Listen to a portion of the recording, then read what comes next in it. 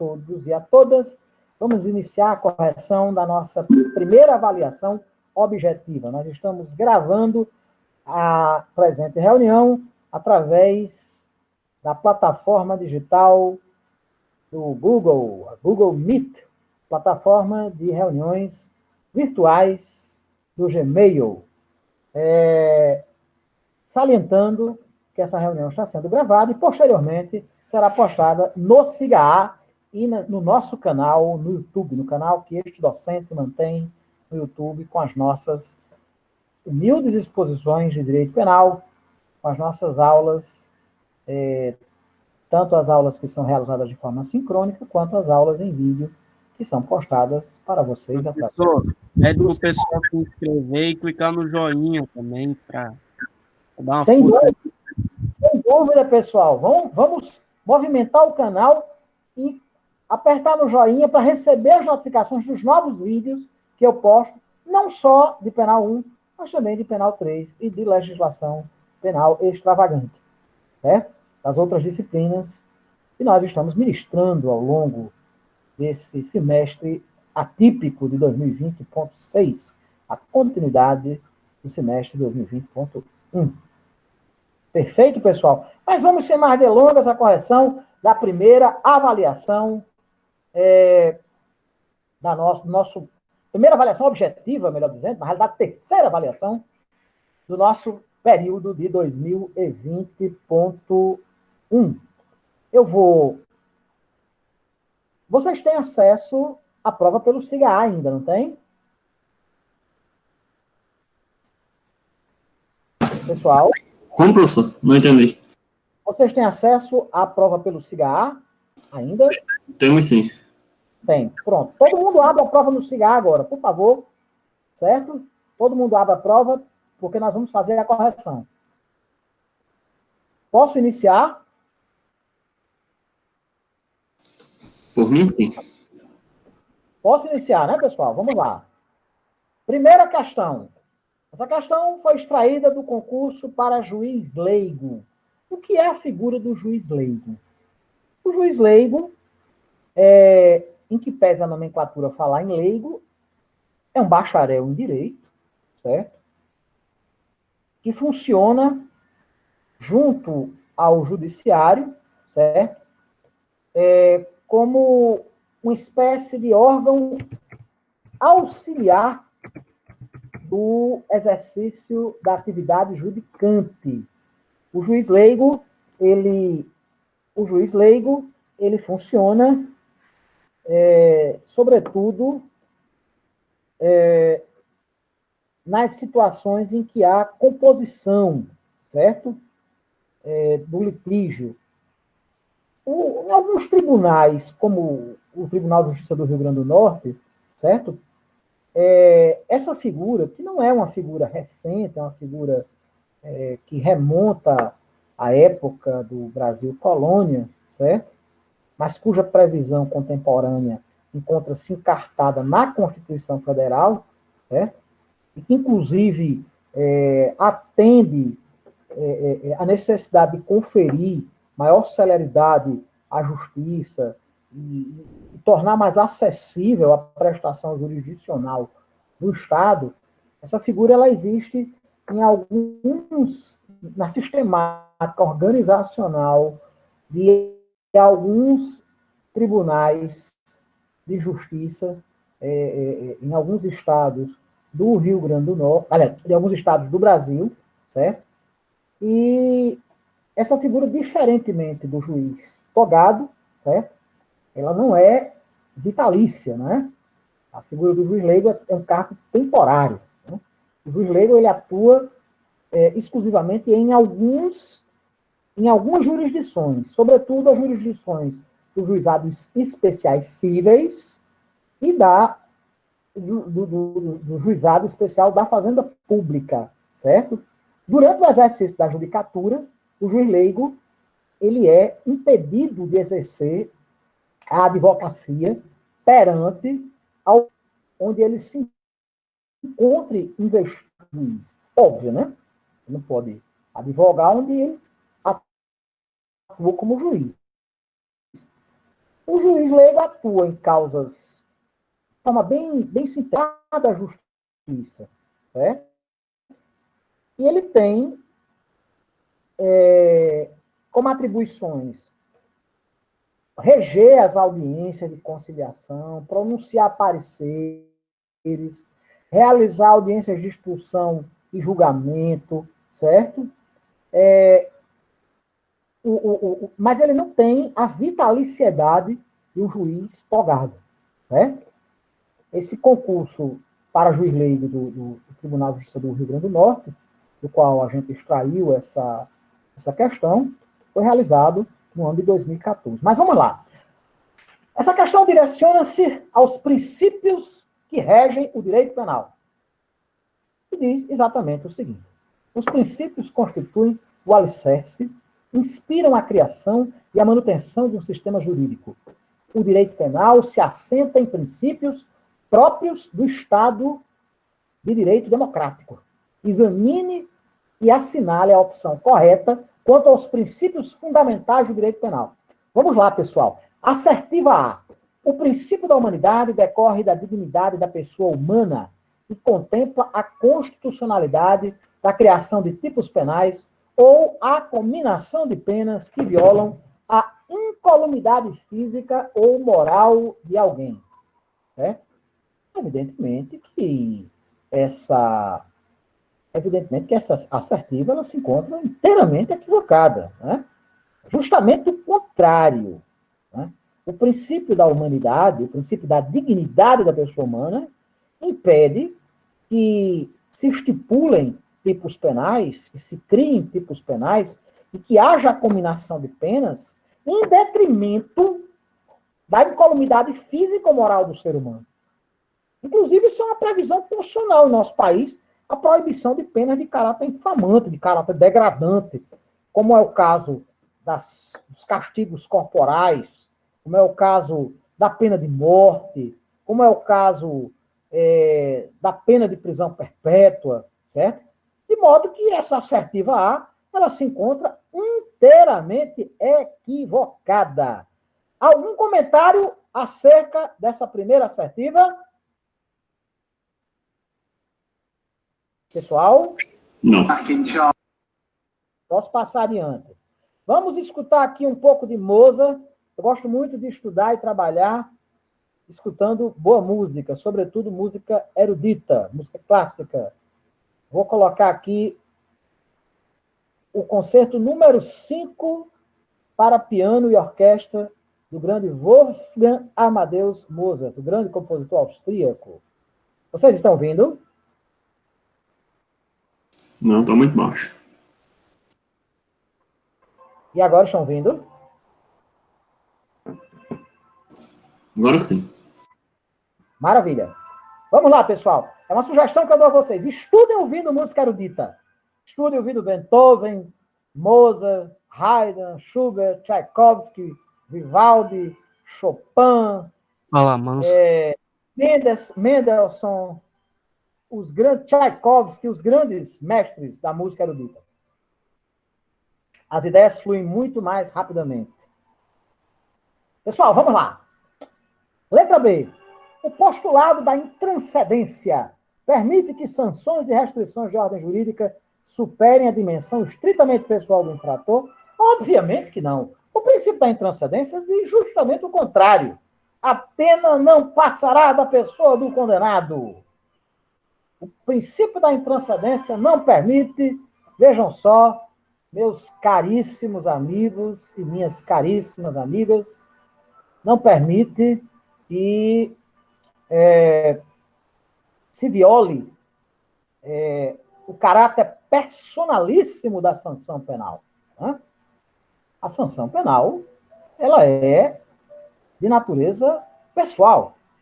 Não se permite, não se admite que a pena passe, por exemplo, da pessoa do condenado para os seus familiares. Certo?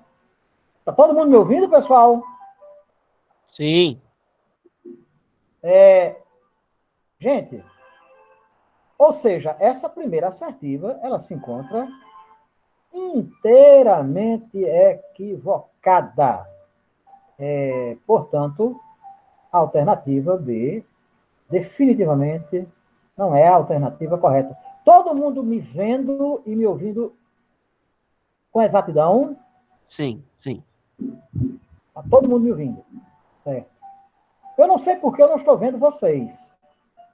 Só estou me vendo aqui no vídeo. Deve Não ser as sei câmeras desligadas, né? Não, mas eu não. Era para eu estar vendo os avatares de vocês, os ícones de vocês. E eu não estou vendo. Isso é a conexão. Não sei, talvez seja. Mas de toda forma, deixa eu ver aqui se é. Mas todo mundo me vendo e todo mundo me ouvindo perfeitamente. Tá, vamos lá, pessoal. Deixa eu ver se eu cliquei em alguma coisa aqui. Alterar layout. Deixa eu ver aqui. Eu não sei. Eu acredito que seja, pessoal, porque nós estamos gravando. Talvez seja em razão disso. Não é? Não sei. Talvez seja em razão disso. Pessoal, mas vamos lá. A assertiva correspondente à letra C, da primeira questão da nossa primeira avaliação objetiva. O princípio da reserva legal estabelece que o direito penal só deve atuar na defesa dos bens jurídicos imprescindíveis à coexistência pacífica dos homens e que não podem ser eficazmente protegidos de forma menos gravosa. O que é que vocês acham disso, pessoal? Algum comentário? Eu gostei dessa. Essa assertiva C corresponde a qual princípio, meu caro amigo Wesley Santos? Princípio da legalidade? Não, Não, a última rácio, né? isso, princípio da fragmentariedade. Que faz parte E também é o princípio da subsidiariedade. que fazem parte do princípio da intervenção mínima. Da intervenção mínima, muito bem. O direito penal ele deve ser restrito a situações nas quais todos os demais ramos do direito se façam insuficientes, se demonstrem incapazes de reprimir com a devida energia, com a devida contundência, o ilícito praticado pelo agente. Certo? Portanto, esse enunciado não corresponde de maneira alguma ao princípio da legalidade, ao princípio da reserva legal. E, portanto, a letra C também se encontra inteiramente equivocada. Mas vamos lá, meus caros alunos e minhas caras alunas. Letra D. O princípio da proporcionalidade, em sentido estrito, exige um liame axiológico e, portanto, graduável entre o fato praticado e a combinação legal, consequência jurídica, deixando evidente a proibição de qualquer excesso, devendo existir sempre uma medida de justo equilíbrio abstrata, legislador, e concreta, juiz, entre a gravidade do fato ilícito praticado e a pena combinada ou imposta. Meus amigos, nós vimos, quando do estudo acerca do princípio da proporcionalidade, que a resposta estatal ao ilícito praticado pelo agente deverá guardar parâmetros de razoabilidade, de proporcionalidade, de equivalência entre a gravidade do ilícito e o rigor da sanção, não se admitindo que a pena seja demasiadamente leve, a ponto de não servir para coibir com o devido rigor a prática ilícita promovida eventualmente pelo agente, mas que também não seja excessiva a ponto de se tornar algo inteiramente desarrazoado, desproporcional à gravidade da sanção. Nós vimos que o princípio da proporcionalidade ele se apresenta sobre três vieses, sobre três facetas distintas. De um lado, o princípio da proporcionalidade, ele informa o legislador penal dentro do preceito secundário, ou seja, dentro das penas cominadas a essas ou aquelas condutas criminosas, ocorra uma relação de proporcionalidade. Quanto mais grave o crime, mais rigorosa deverá ser a sanção penal. Quanto mais leve o crime, mais branda deverá ser a sanção penal. Por outro lado, essa proporcionalidade ela também se apresenta no trabalho exercido pelo intérprete, pelo hermeneuta da norma jurídico-penal, pelo juiz ou tribunal que vai aplicar a sanção penal, sobretudo no exercício de um procedimento chamado dosimetria penal, quando o juiz, durante a atividade cognitiva exercida pela função judicante, aferirá um procedimento dividido em 3 fases distintas, onde, na primeira fase, não se preocupe que isso tudo será estudado em Penal 2. Na primeira fase, ele observa as circunstâncias judiciais inerentes ao que reza o artigo 59 do Código. Em um segundo momento, irá apreciar a presença ou não de eventuais atenuantes ou agravantes, circunstâncias atenuantes ou circunstâncias agravantes. E num terceiro e derradeiro momento, ele deverá observar a presença ou não de eventuais causas gerais ou especiais de aumento ou de diminuição de pena.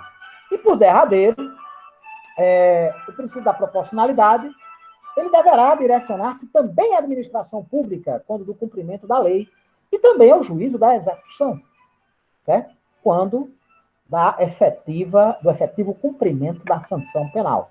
Por isso que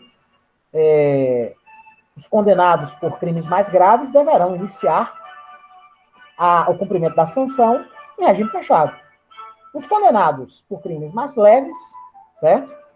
Deverão iniciar no regime aberto ou no regime semiaberto. Quem é que lembra aqui, pessoal? Eu sei que não é uma matéria diretamente relacionada aos princípios, mas eu falei sobre isso. Quem é que lembra, para réus primários, qual é o limite mínimo e máximo para cumprimento, respectivamente, do início da pena nos regimes aberto, semiaberto e fechado? Alguém lembra? Vocês se recordam, meus caros amigos e minhas caras amigas? 4 anos. Pessoal, até 4 anos de reclusão, e eu me refiro, obviamente, a réus primários, certo? Por que réus primários? Porque o réu reincidente sempre começará no regime fechado, certo? Mas para réus primários, até 4 anos, o regime inicial de cumprimento da pena deverá ser o regime aberto. De 4 a 8 anos de pena privativa de liberdade, 4 a 8 anos ordinariamente de reclusão, o início da pena dar-se-á no regime semi-aberto. E acima de 8 anos, o cumprimento efetivo da sanção penal dar-se-á inicialmente no regime fechado. Certo? Para os crimes considerados hediondos, certo? E para aqueles equiparados aos crimes hediondos, o cumprimento da pena, certo? Inicialmente, o regime inicial de cumprimento da pena será o regime fechado, pela hediondez da conduta, pela natureza particularmente grave das infrações cometidas pelos agentes, certo? Isso é o que dispõe, inclusive, expressamente a Lei dos Crimes Hediondos, a Lei número 8.072 de 1990, certo? A Lei 8.072 de 1990, ela estabelece que para os crimes considerados hediondos, certo? Ou seja, os crimes hediondos e os crimes a eles equiparados, certo? O regime inicial de cumprimento da pena deverá ser o regime fechado, né? Será o regime fechado, diferentemente do que acontece para os demais ilícitos. Inclusive, essa Lei 8.072, a Lei dos Crimes Hediondos, estabelece uma série de aspectos negativos para os condenados por esse tipo de ilícito. Para os crimes hediondos e os equiparados a hediondos, sempre há a regra da inafiançabilidade, são sempre inafiançáveis, né? A previsão de regime inicial será obrigatoriamente fechada. Embora, prestem bastante atenção, essa previsão legal do regime inicial ser integralmente fechado, ela se trata, com a devida vênia da Lei 8.072 e do legislador penal brasileiro, uma inconstitucionalidade. Por quê? Porque estabelece, e aí nós vamos para outro princípio, uma quebra do princípio da igualdade, do princípio da isonomia, criando um tratamento mais rigoroso para uma determinada categoria de indivíduos, certo? Para uma determinada categoria de indivíduos. Em que pese esse entendimento, lá do artigo 2º, parágrafo 1º da Lei 8.072, está disciplinado, inclusive, por outra lei, a Lei 11.464 de 2007. Né? Ou seja, o que vigora, em que pese essa inconstitucionalidade, eu entendo, e boa parte da doutrina entende por inconstitucional, certo? E alguns juízes e tribunais entendem pela inconstitucionalidade, mas a regra é de que crime hediondo ou crime equiparado a hediondo, como é o caso do tráfico de entorpecentes e drogas afins, dá-se-á inicialmente no regime fechado. Né? Feita essa pequenina digressão, claro que a alternativa correta é a letra D, passemos apenas a título de complementação da nossa correção analítica da primeira avaliação, a letra E. O princípio da insignificância da criminalidade de bagatela surgiu no direito tributário devido do brocardo de mínimos non curat preto, de modo que o reduzido valor patrimonial do objeto material autoriza por si só o reconhecimento da criminalidade de bagatela, dispensando os requisitos subjetivos. É claro que não. Claro que não é criminalidade de bagatela, por exemplo, um crime de roubo, ainda que praticado com afã de se obter uma res furtiva, de se obter uma coisa de pequena monta. Certo? O sujeito.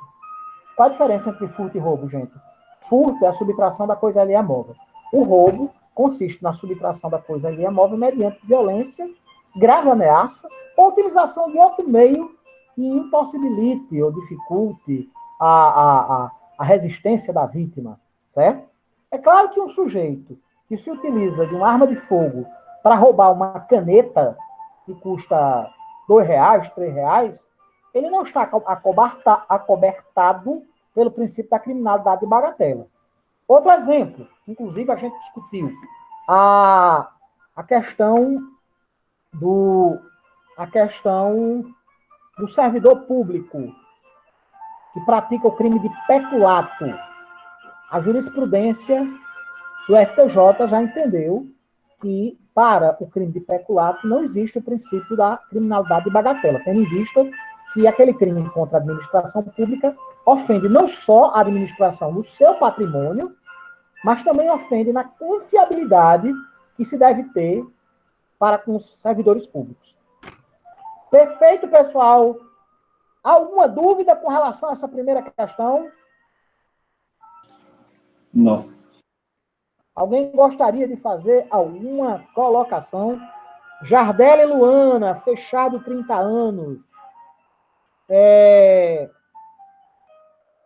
José Raimundo, intervenção penal mínima. Exatamente, intervenção penal mínima que se subdivide na questão da fragmentariedade e na questão da subsidiariedade. Certo, Raimundo? Jardel Luana, fechado 30 anos. Jardel, essa questão do limite das penas, certo? Ela foi alterada recentemente, certo? Pelo chamado pacote anticrime, certo? Atualmente, a limitação do cumprimento de uma pena em regime fechado no Brasil, certo? Quando de várias penas unificadas, certo? Ela esbarra no limite de 40 anos e não mais no limite de 30 anos, como disciplinava a legislação anterior. Certo. Aí eu faço outra pergunta, Jardel. Jardel está me ouvindo perfeitamente, Jardel? Obrigado, Jardel. Eu que agradeço. Está me ouvindo, né? Está podendo falar, Jardel, no microfone? Se não puder, responda no chat. Está podendo? Pronto, Jardel. Jardel, voltando aqui a esse esclarecimento. O artigo 2º, salvo engano, lá do pacote anticrime, trouxe um limite máximo de cumprimento da pena privativa de liberdade, aumentando esse limite em 10 anos, né? O limite máximo do cumprimento da pena privativa de liberdade, das penas somadas, né? Era de 30 anos no regime fechado. É a previsão lá do artigo 75, certo? Do nosso Código Penal.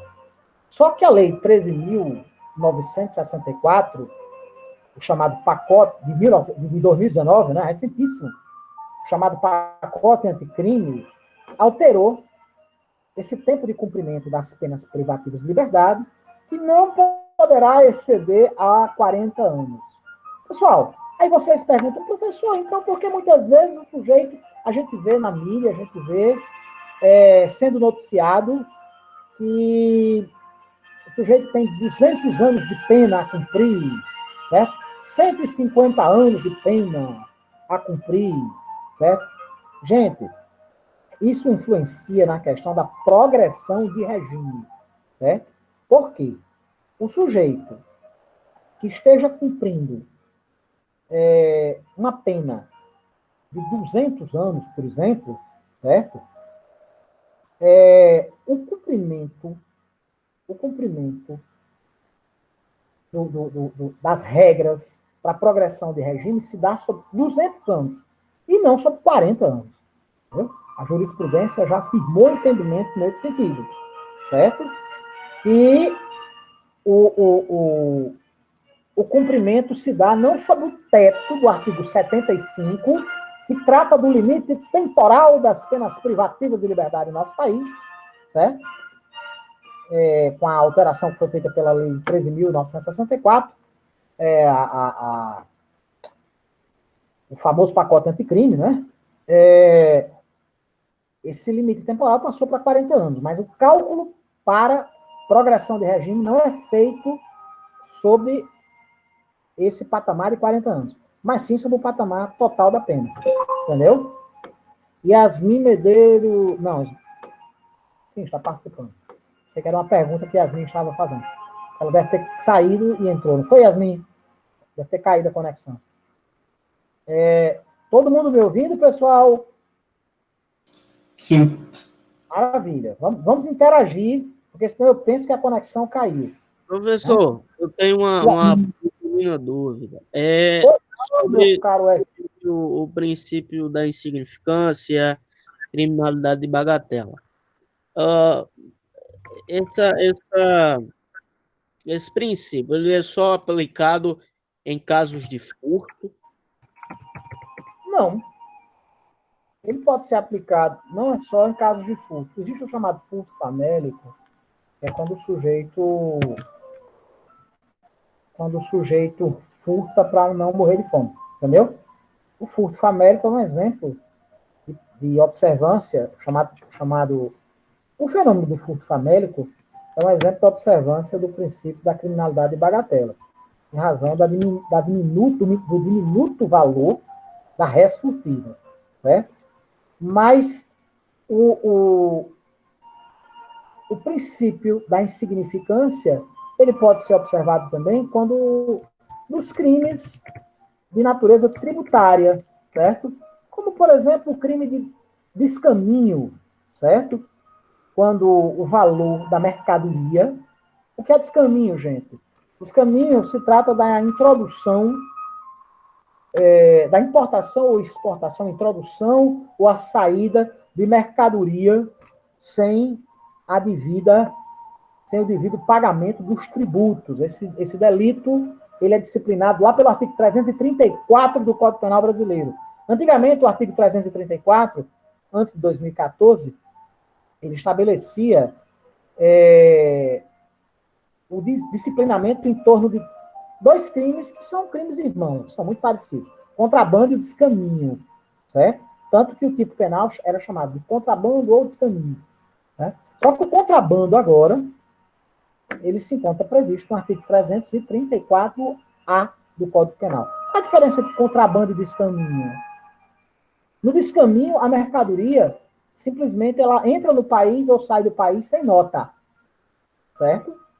No contrabando, não. No contrabando, a mercadoria é proibida, é ilícita. Certo? Por exemplo, o sujeito que entra com um notebook proveniente da União Europeia, dos Estados Unidos, uma máquina de alto valor, por exemplo, e não paga o tributo. Ele pratica o crime de descaminho, certo? O crime de descaminho, ele, previsto no artigo 334, ele comina uma sanção penal de 1 a 4 anos de reclusão. Agora, o sujeito que importa cigarro do Paraguai, por exemplo, né?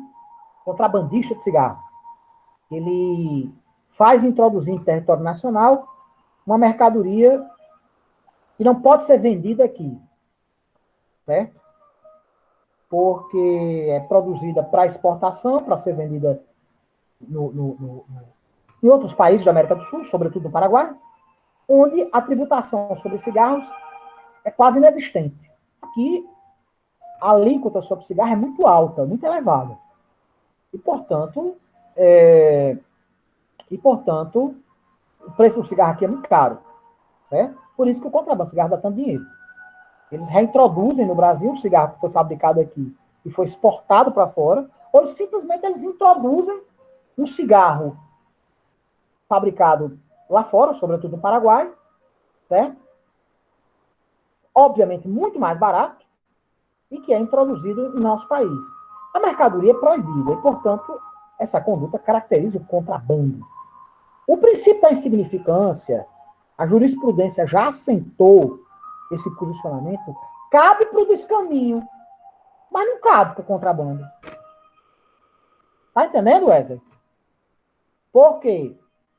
Porque o descaminho, ele lesa exclusivamente a fazenda tributária, certo? Sim. Lesa a receita. O contrabando, assim entende a jurisprudência doutrinante, sobretudo o contrabando de cigarros, certo? Ele tem por objeto jurídico violado não só a administração fazendária, mas também a saúde pública, certo? Por quê? Porque se o cigarro não é permitido no Brasil, é porque ele não está numa relação que é publicada pelo Ministério da Saúde. É supostamente o cigarro contrabandeado, como se o cigarro lícito, o cigarro que não é contrabandeado, não fizesse também muito mal à saúde, indiscutivelmente, certo? Mas, enfim, é esse o entendimento da jurisprudência. Ou seja, Agora, mas existem outros exemplos. uma hipótese para você aqui, uma pessoa que faz o caminho de uma caixa de lápis de cor. Ela poderia ser taxada Desse caminho. O descaminho de uma caixa de lápis de cor, de valor R$150, por exemplo, R$100, certo? Isso estaria dentro do princípio da insignificância, certo? Perfeito, perfeito. Princípio da insignificância, a famosa criminalidade de bagatela, o chamado crime anão, né? E também, esse crime anão é uma denominação que se dá também à contravenção penal, sabe? Pela sua lesividade social mínima. No princípio da insignificância, pelo princípio da insignificância, tende-se a se afastar a tipicidade do crime. O ato praticado, ele simplesmente não é considerado como sendo criminoso, certo? Ele se afasta a tipicidade do delito em razão do diminuto valor do objeto material do delito, certo? Ok, pessoal? Alguma pergunta, meus caros amigos e minhas caras amigas? Vamos passar, então, sem mais delongas, para a segunda questão. Segunda questão elaborada pela Fundação Getúlio Vargas para o exame de ordem, exame da nossa gloriosa Ordem dos Advogados do Brasil, em 2009, para o 28º exame de ordem, em sua primeira fase, na prova penal. Silvio foi condenado pela prática do crime de roubo, ocorrido em 10 de janeiro de 2017. Por decisão transitada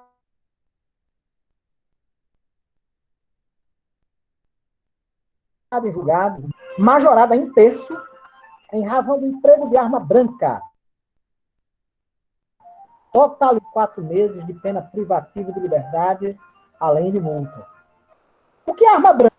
A arma branca é aquela que não é arma de fogo, que não é movida a um dispositivo de pólvora, certo? A arma branca é a faca, o punhal, a espada, certo? Todos esses instrumentos cortantes, eles são chamados de armas brancas, diferente de fogo. Existe outra diferenciação que a doutrina criminalista, a diferença entre armas próprias e armas impróprias. Alguém sabe a diferença, pessoal, entre arma própria e arma imprópria? Não.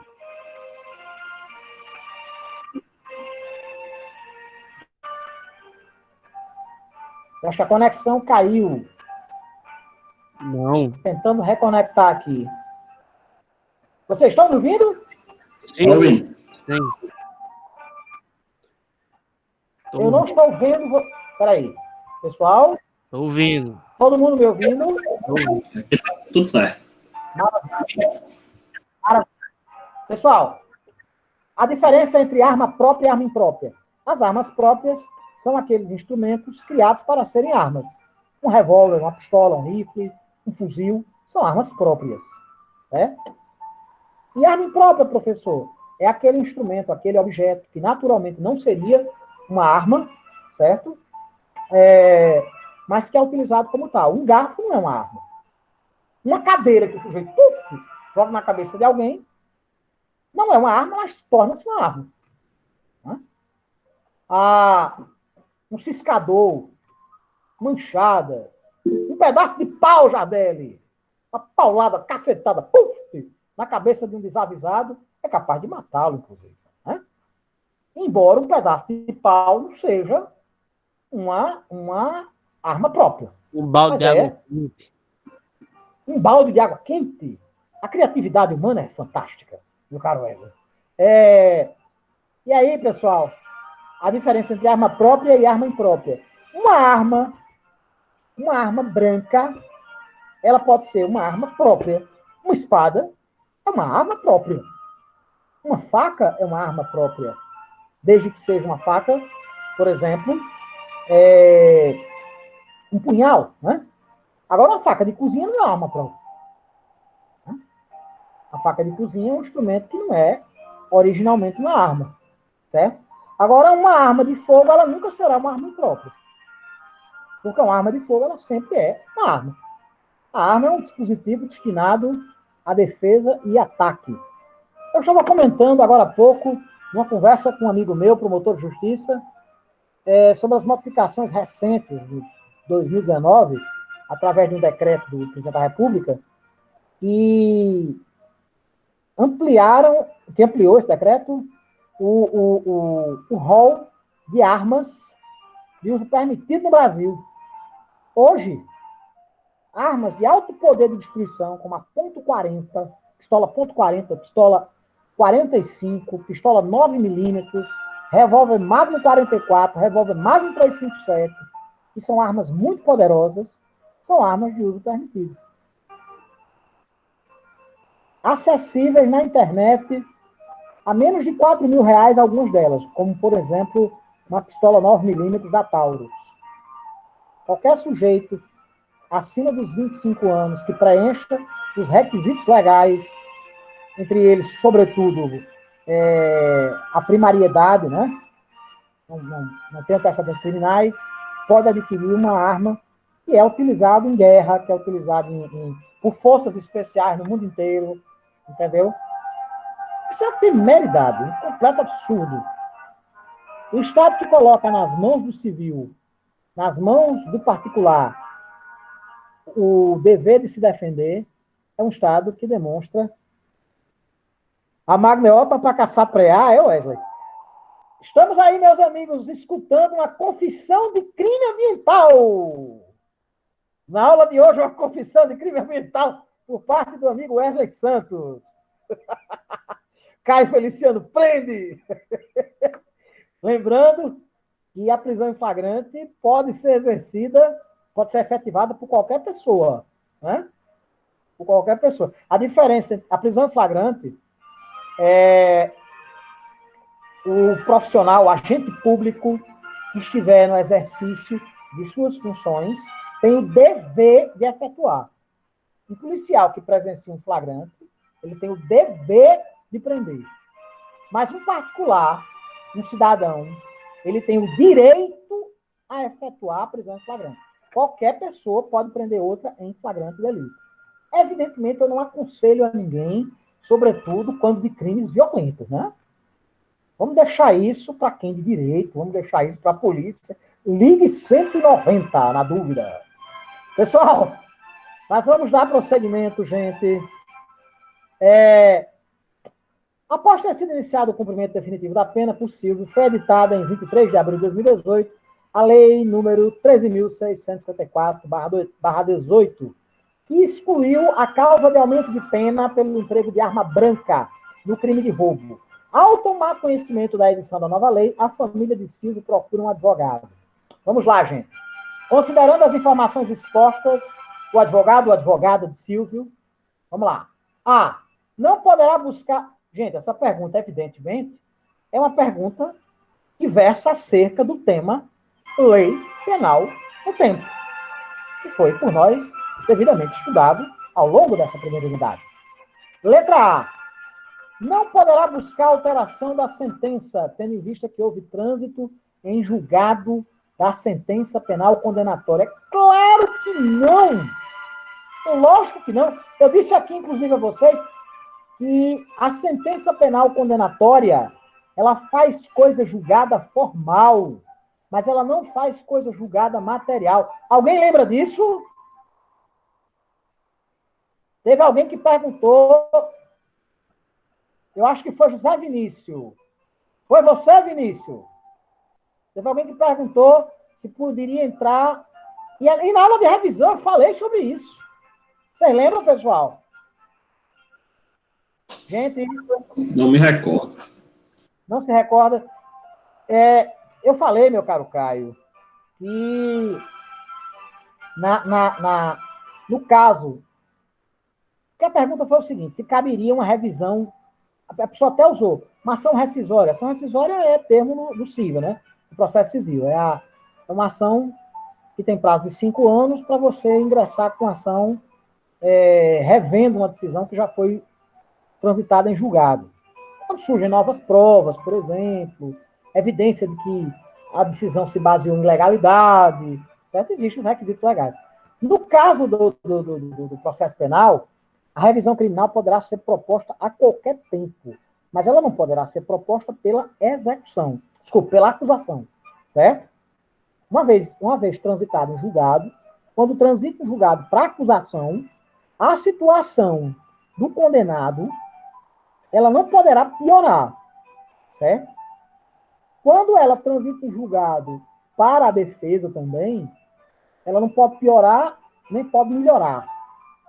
Mas caso surjam as situações que autorizam a propositura de uma ação de revisão criminal, certo?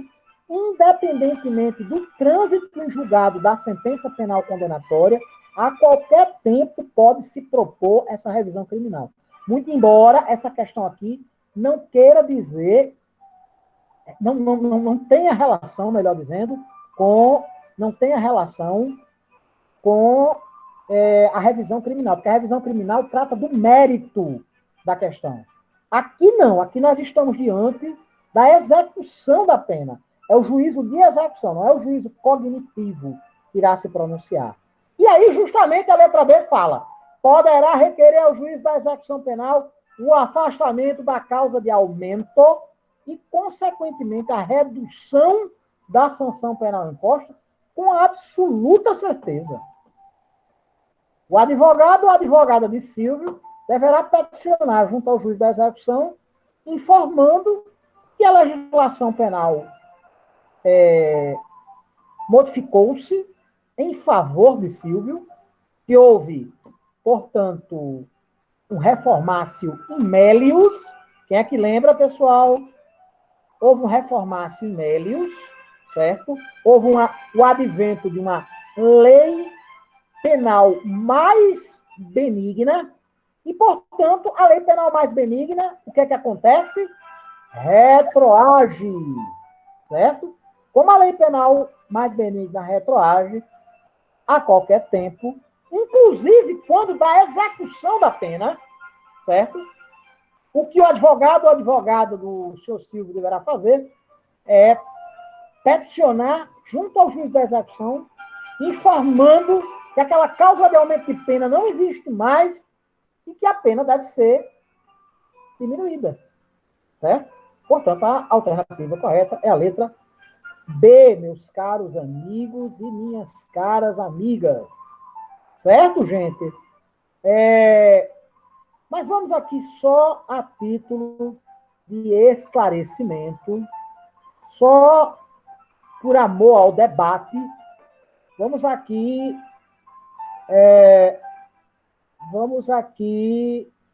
a resolução. Vamos aqui a resolução, não, desculpa. Vamos aqui a análise das demais assertivas. Passemos aqui, pessoal, a letra C. Deverá buscar a redução da pena aplicada com o afastamento da causa de aumento do emprego da arma branca por meio de revisão criminal? Não!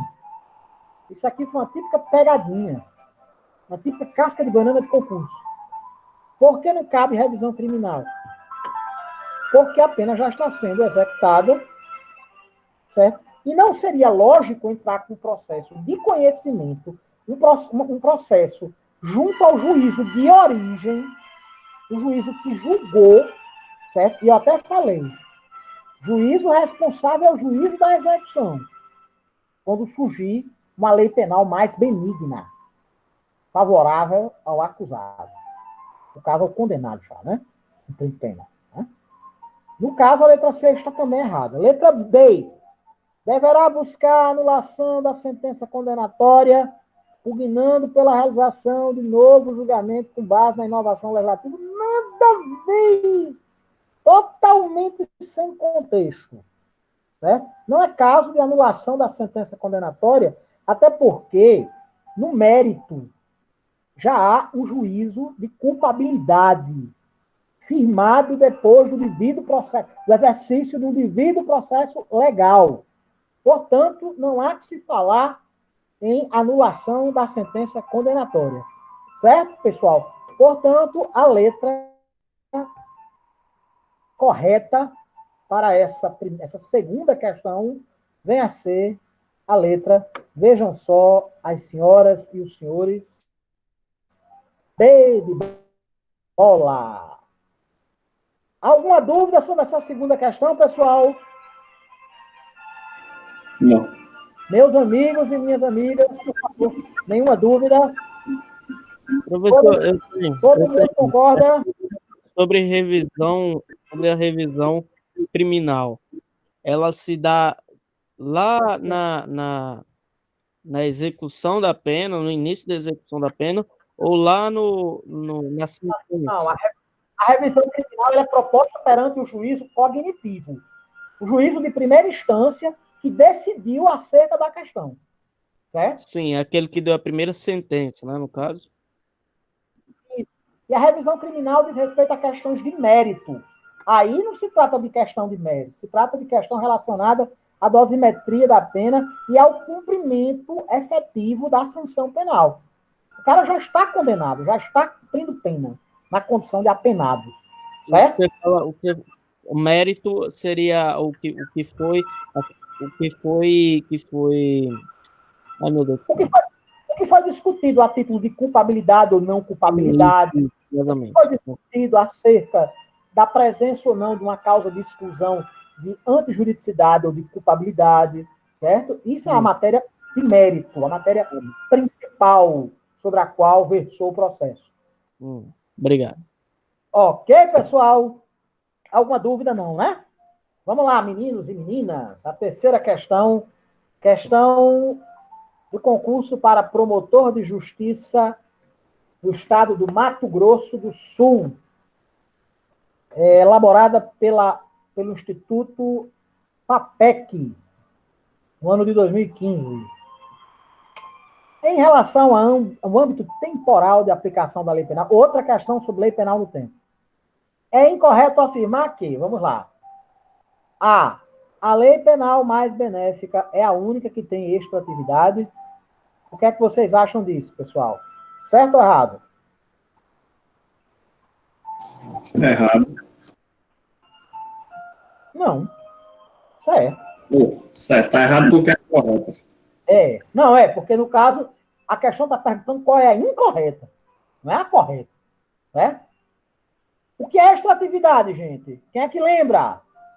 Extratividade é o caráter de ter ultraatividade e retroatividade, ou seja, a lei penal mais benéfica tanto volta no tempo para fatos pretéritos anteriores à lei penal mais benéfica, mais benigna, certo? Que não esteja em vigor ainda. Quando tem ultraatividade, ou seja, ela alcança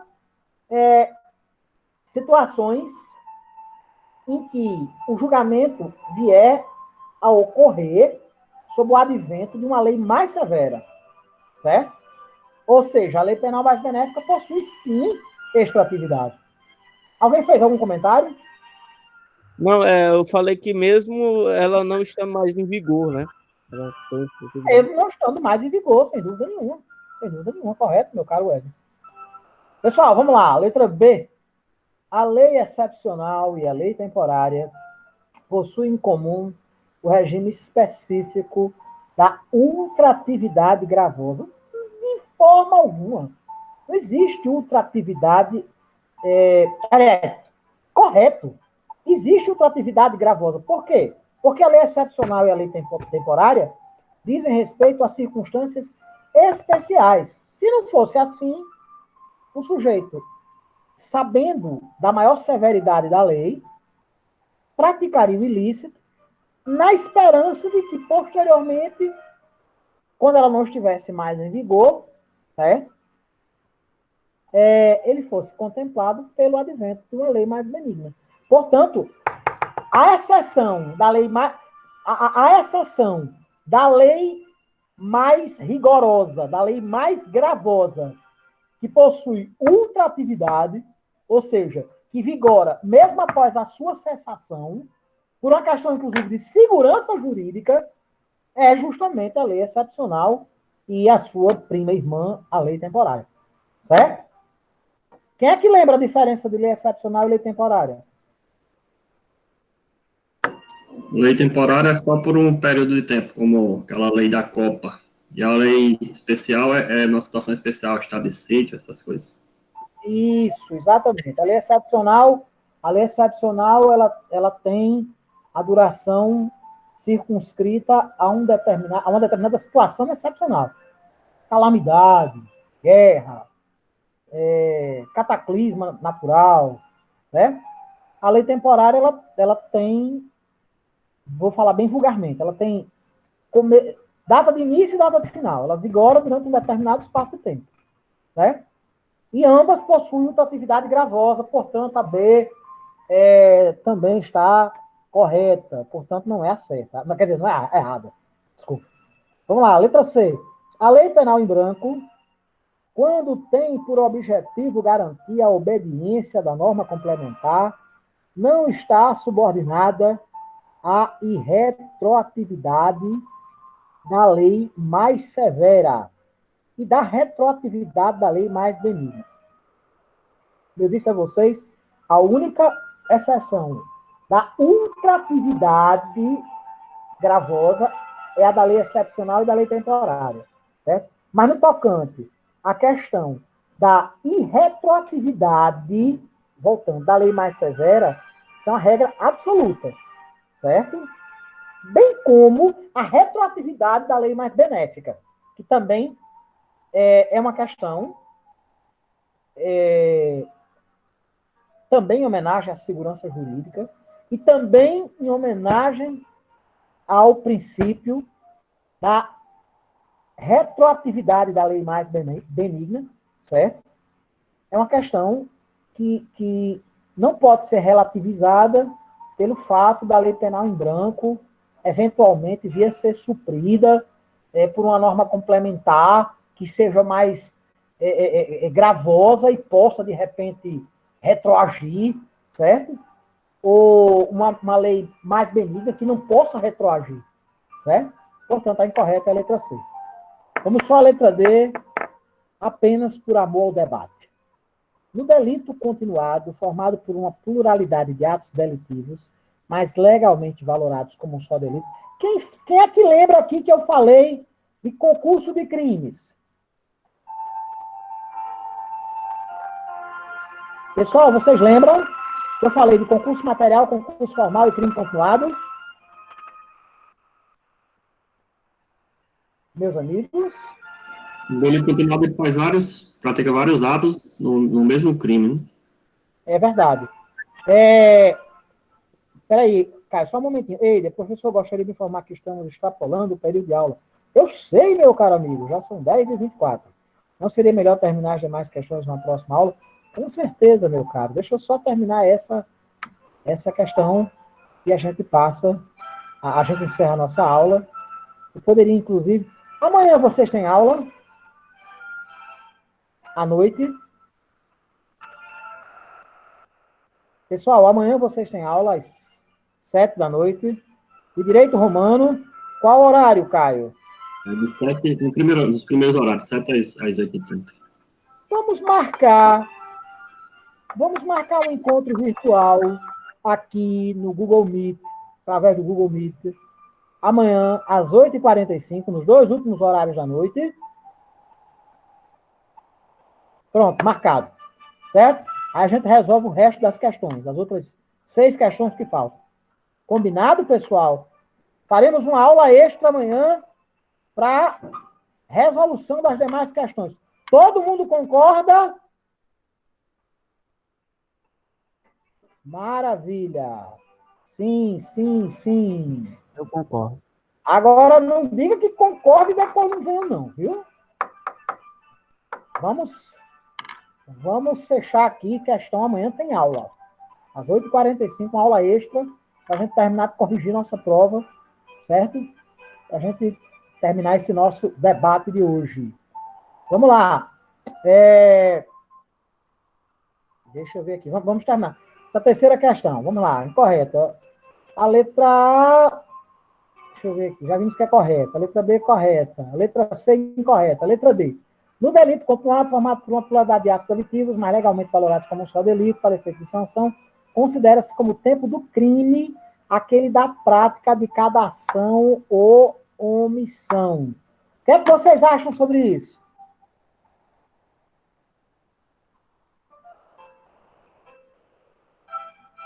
Não. Se é uma continuidade, não é o tempo de cada ação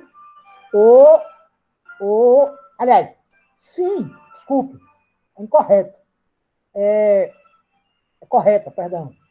Como cada crime, certo? Apesar de ser legalmente valorado para fins de pena, para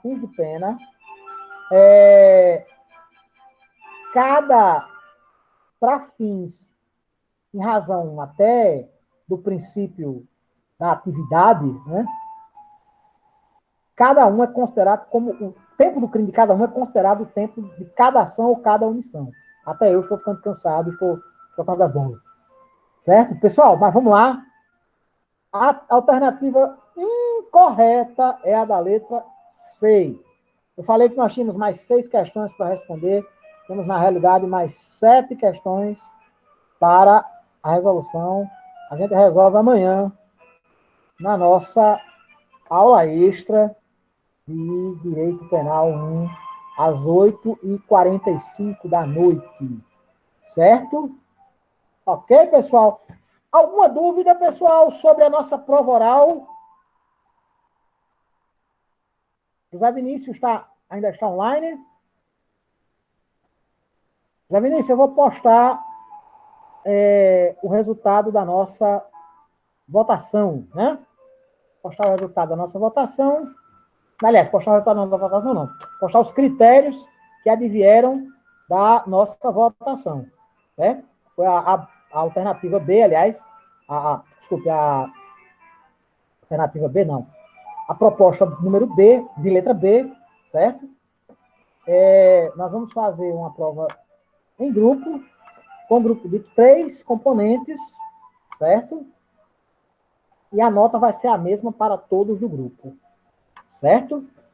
Vai ser a mesma para todos os integrantes do nosso grupo, conforme restou democraticamente decidido por todos e todas na aula de hoje, certo? Alguma dúvida sobre as questões da nossa prova, as 3 questões que nós resolvemos na aula de hoje?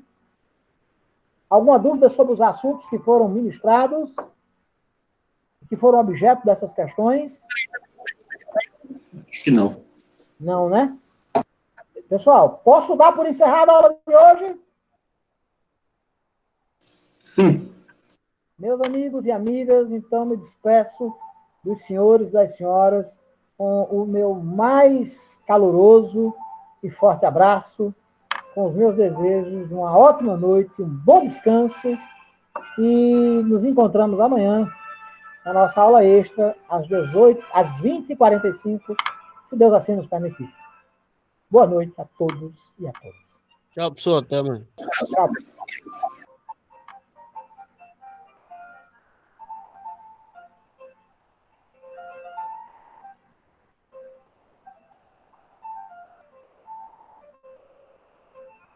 Não esqueça de pausar a gravação e postar lá no YouTube, tá? Postarei, meu caro. Boa noite.